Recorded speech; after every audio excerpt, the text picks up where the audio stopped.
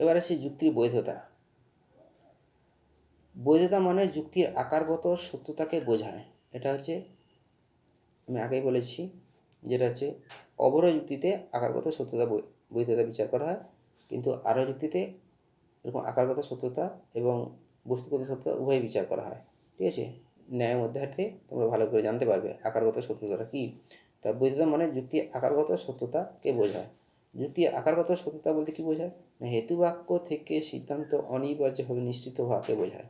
ঠিক আছে, যুক্তি আকারগত সত্যতা হচ্ছে হেতুবাক্য থেকে সিদ্ধান্ত অনিবার্যভাবে নিশ্চিত হওয়াকে বোঝায় যুক্তি আকারগত সত্যতা। এবার আসি কখন কোন যুক্তিকে বৈধ বলা যাবে।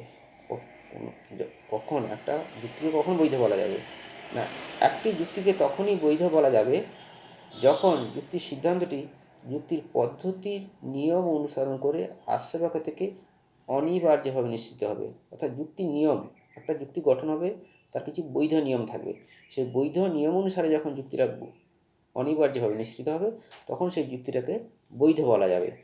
আর অবৈধ কখন বলা যাবে না, কখন কোনো যুক্তিকে অবৈধ বলা যাবে না, একটি যুক্তিকে তখনই অবৈধ বলা যাবে যখন যুক্তির সিদ্ধান্তটি যুক্তির পদ্ধতির নিয়ম অনুসরণ না করে আশ্রয়বাক্য থেকে অনিবার্যভাবে নিশ্চিত হয়, তখন সেই যুক্তিটাকে অবৈধ বলা হবে। অর্থাৎ বৈধ যুক্তির ক্ষেত্রে যুক্তির নিয়ম অনুসারে নিশ্চিত হবে, আর অবৈধ যুক্তির ক্ষেত্রে যুক্তির নিয়ম অনুসরণ করবে না, সিদ্ধান্ত প্রতিষ্ঠিত হবে কিন্তু নিয়ম অনুসরণ না করে আশ্রয়বাক্য থেকে সিদ্ধান্ত অনিবার্যভাবে নিশ্চিত হবে, তখন সেই যুক্তিটাকে বলা হয় অবৈধ।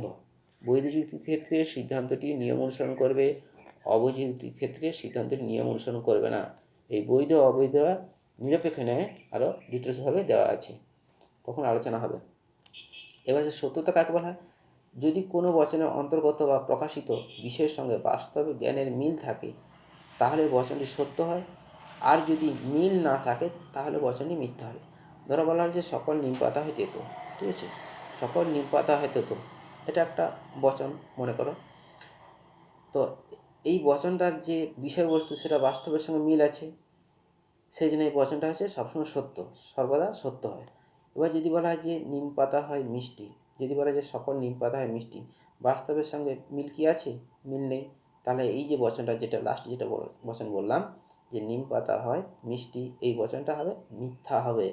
তাহলে সত্যতা হচ্ছে যদি কোনো বচনের অন্তর্গত বা প্রকাশিত বিষয়ের সঙ্গে বাস্তব জ্ঞানের মিল থাকে তাহলে সেই বচনটি হবে সত্য, আর যদি মিল না থাকে অর্থাৎ বাস্তব জ্ঞানের সঙ্গে যদি মিল না থাকে তাহলে সেই বচনটি হবে মিথ্যা। সত্যতার ধারণটি বচনের ক্ষেত্রে হয়, বৈধতার ধারণটি যুক্তির ক্ষেত্রে হয়। ঠিক আছে,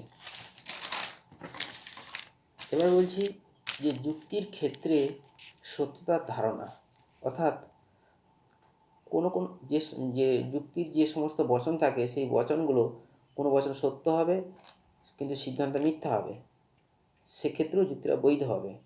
সেগুলো কোন কোন ক্ষেত্রে সেটা দেখানো হচ্ছে। আশ্রয়বাক্য সত্য, সিদ্ধান্ত সত্য হলে যুক্তিটা বৈধ হবে। আশ্রয়বাক্য মিথ্যা, সিদ্ধান্ত সত্য হলে যুক্তিটা বৈধ হবে। আশ্রয়বাক্য মিথ্যা, সিদ্ধান্ত মিথ্যা হলে যুক্তিটাও বৈধ হবে। আশ্রয়বাক্য সত্য, সিদ্ধান্ত মিথ্যা হলে যুক্তিটা অবৈধ হবে। কারণ উপরে যে তিনটে নিয়মের ক্ষেত্রে যুক্তি নিয়ম অনুসারে নিশ্চিত হলে বৈধ হবে, আর এই যে লাস্ট যেটা আশ্রয়বাক্য সত্য, সিদ্ধান্ত মিথ্যা, এটা নিয়ম অনুসরণ না করে সিদ্ধান্ত নিশ্চিত হলে এই যুক্তিটা অবৈধ হবে। এই বৈধতা অবৈধতা নিরপেক্ষ ন্যায় আরও ডিটেলসভাবে আলোচনা হবে। এবার হচ্ছে অবৈধ যুক্তির সত্যতার ধারণা।